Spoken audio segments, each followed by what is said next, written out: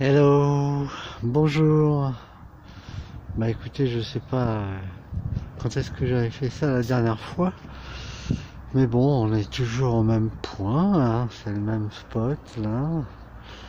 Au bout, bah si quand même, ça fait la troisième semaine là d'enfermement, embastillement, emprisonnement. Là, je suis dans la cour.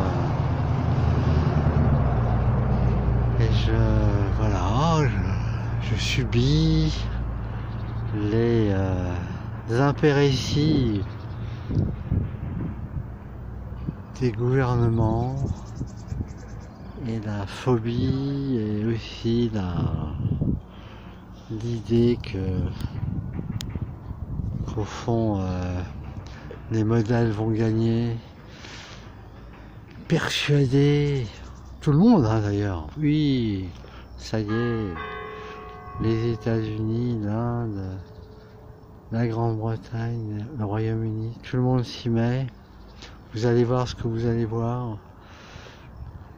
Tout le monde jubile, des millions de morts, maintenant on en est là. Alors que pour l'instant, là, au 1er avril,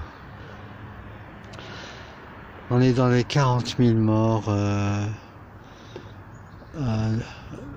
au niveau mondial. Et la grippe saisonnière, enfin quand on dit grippe, c'est-à-dire inflation pulmonaire plus ou moins sévère, hein, c'est un terme trop général, et ben dans le monde c'est, je crois d'après ce que j'avais lu, c'était 650 000 morts par an. Là on en est à 40 000 au bout de 4 mois disons, si on intègre décembre, les cas qui sont avérés en janvier, donc ça fait décembre, janvier, février, mars, voilà, avril, 4 mois, on est à 40 000,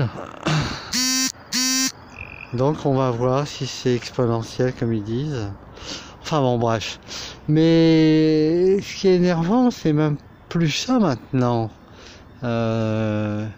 c'est surtout l'opacité et puis l'entêtement de certains à pas admettre que par exemple en Allemagne, en Corée du Sud, avec le dépistage massif et l'isolement, même en Italie d'ailleurs, dans ce village de Vaud, à côté de Padoue, où là il y a eu dépistage massif, confinement des cas justement touché, et le fait que là ça commence enfin, ça va très bien là-bas, ils n'ont pas eu besoin de confiner tout le monde, de même comme on a dit en Corée du Sud, Taïwan, Hong Kong, et puis aussi en Allemagne, en Hollande, bon là ils sont un peu plus touchés.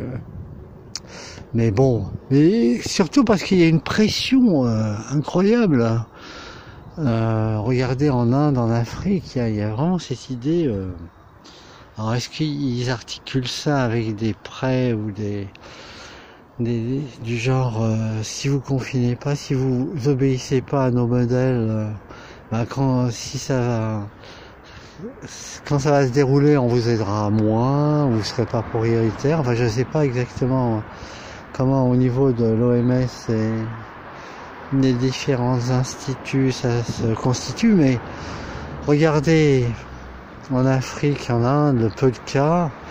En Afrique, ce qui est intéressant, c'est ce que j'avais dit sur Résilience TV dans un de mes papiers là.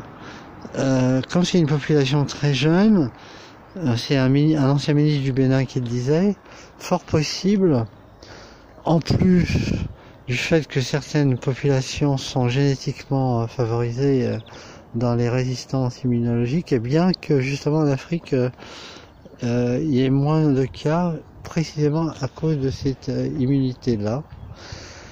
Et bon je pense que je vous avais dit que ça va se vérifier d'ici 15 jours, mais j'ai l'impression qu'il faut attendre encore un peu. Il faut attendre encore un peu puisque Bon, bah, il y a encore des cas, enfin, il y a encore des choses à voir. Mais en tout cas, ce qui est incroyable, c'est ce qui se passe au niveau de ce qu'avait préconisé Raoult, hein, c'est Didier Raoult, hein, c'était à la fois un dépistage massif, isoler les cas touchés, et puis donner cet hydrochloroquine associé à un antibiotique pour les cas un peu plus touchés, mais pas trop graves encore, pour qu'on puisse réellement les soigner. Or, ça n'a pas été ce qui a été décidé en France. Ils attendent encore 15 jours, 3 semaines, qu'il y ait des vrais résultats avant d'en donner, et ce qui fait que on en est à 500 morts par jour en France.